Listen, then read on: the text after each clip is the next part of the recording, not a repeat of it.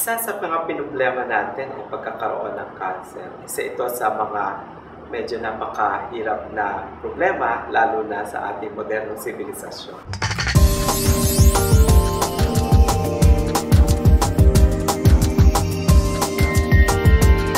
Ano ba ang cancer? Ito ang tinatawag natin mga bukol na lumalabas sa ating katawan.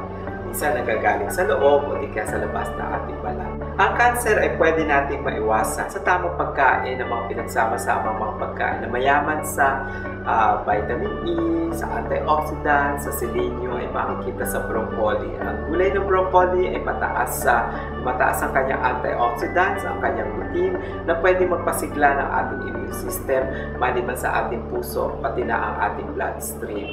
Ang malted barley, isa sa mga kakamag-anak ng mga halamang palay, mga wheat, ay mataas sa tinatawag na lunasin. Ayon sa pag-aaral, ito ay nakita na ang lunasin ay isang anti-cancer peptide na meron sa malted barley.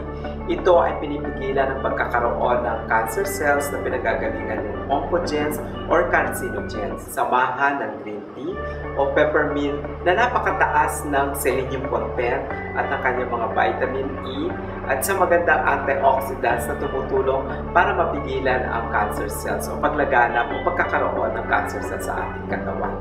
Pwedeng maiwasan ang pagkakaroon ng mga bukol sa ating katawan na dahilan para tayo ang magkaroon ng cancer.